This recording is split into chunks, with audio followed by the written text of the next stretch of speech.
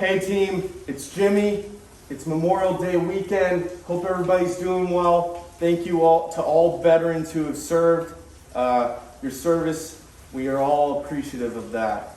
That being said, we're here with the entire spectrum of what defines the ADV motorcycle market. As a beginner rider, started the MSF course 2 years ago. I'm going to give a quick overview of how I compare each of these three bikes as a beginner rider and the characteristics where I think will decide which bike you go with. So let's start. This is the BMW 1200 GS, the staple of ADV riding. It's a big bike. That's not a big deal. Any rider can ride this, and I encourage you to see a lady who had gone off-road and was teaching how she actually is 5'4", about 110 pounds, and riding the GS 1200 way better than I could. So I'm just saying, if you have skills, don't be intimidated by the size of the bike. Your skills will carry you through. That being said, there's some clear distinctions I want to make in terms of my perspective of riding these bikes. So let's start with the GS. The GS 1200 is 1200 cc's. The KLR 650 is around 650 cc's.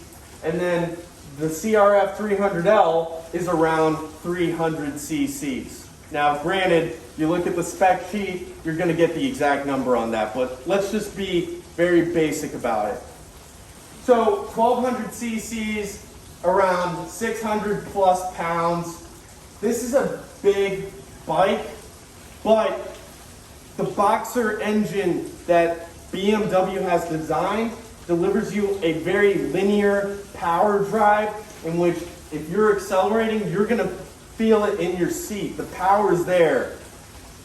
That being said, the advantage to that is if you're taking a secondary rider or an immense amount of luggage, as you can see with the pannier racks, you're going to have the greatest volume for the trips that you're looking to do.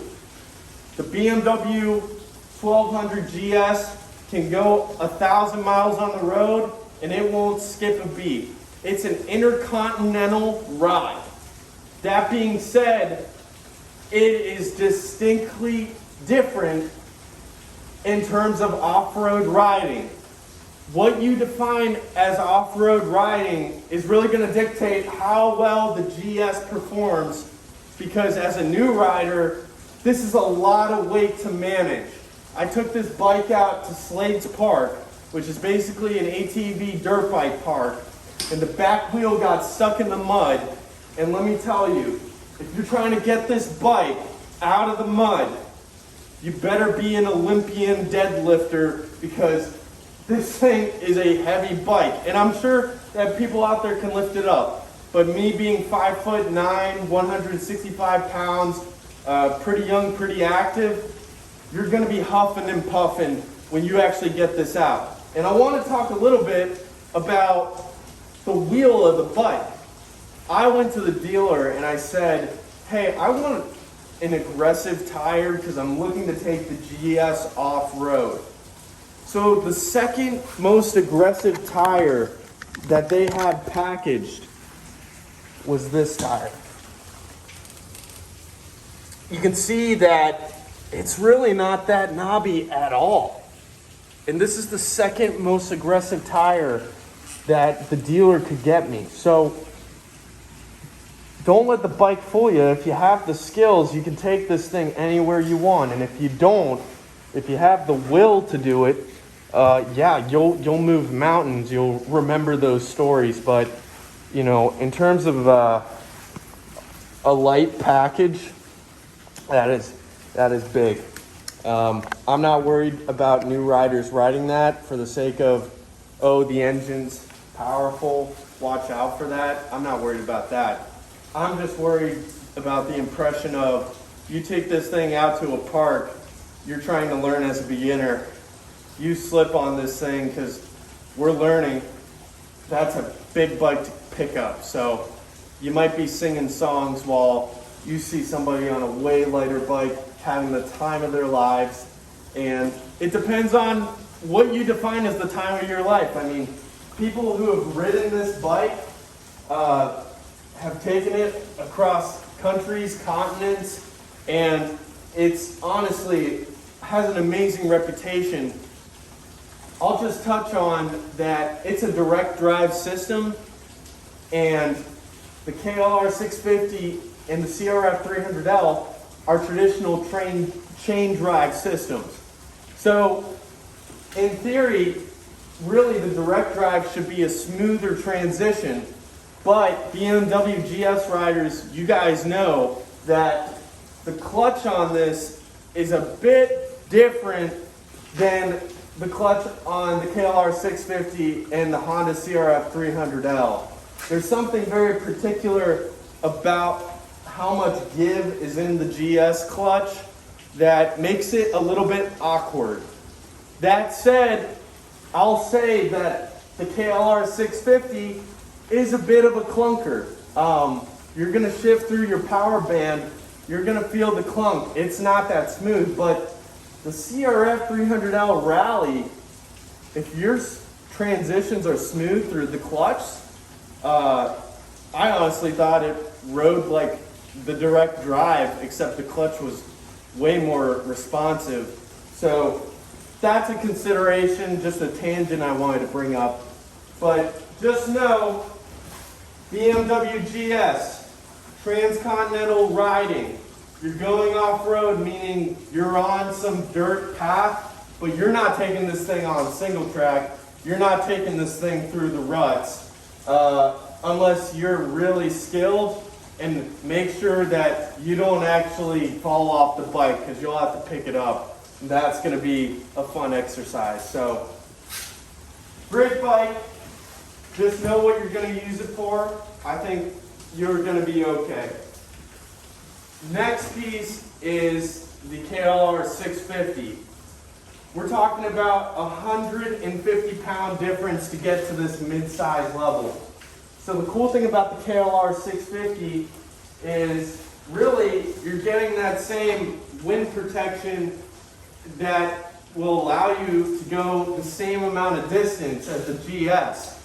Understand that the GS has a luxury suite like heated hand grips. If you're a motorcycle rider and you know you have heated hand grips, you just extended the longevity of how much of the season you can ride, especially in the winter.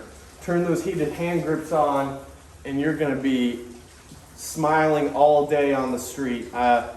You're going to be very happy.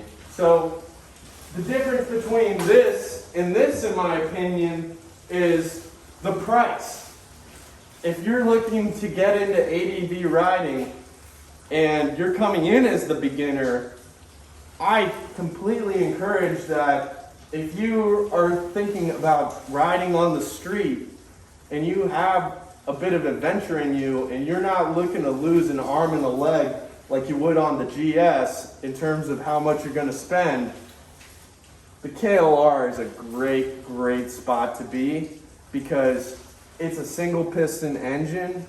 The parts are worldwide, very accessible, and honestly, you can have a pillion on this. It has the weight and the mass to where you're going to be comfortable, as well as storage.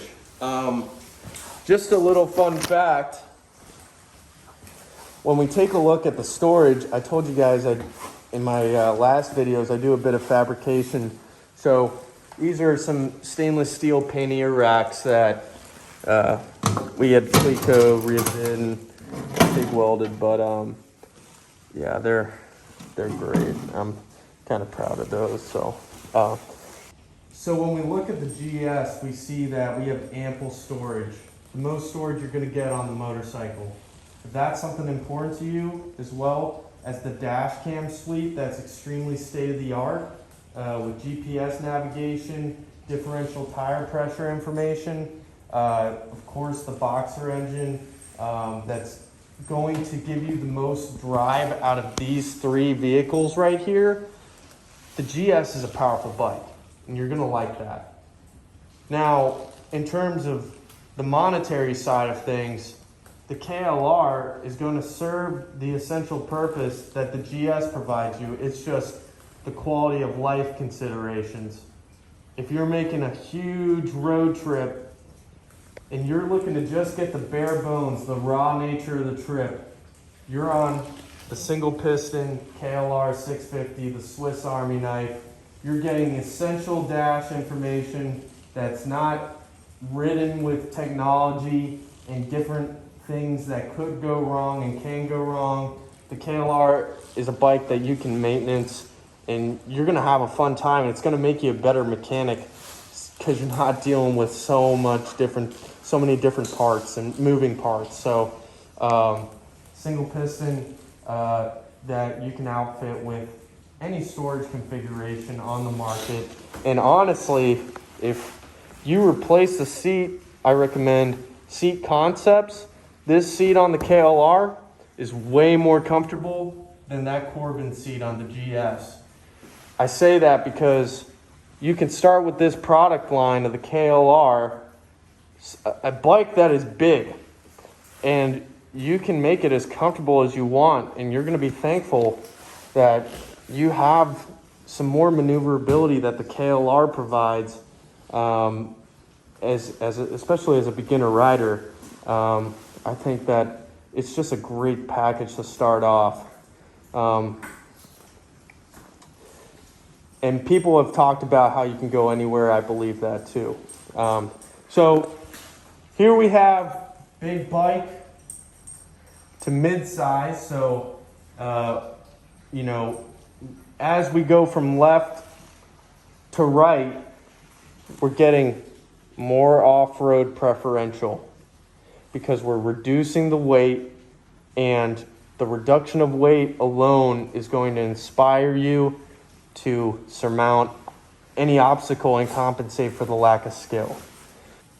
So the big thing when we're talking about the power package from the KLR 650 to the Honda CRF 300L Rally is we do have a single piston engine, but the KLR is choked and the Honda CRF is fuel injected.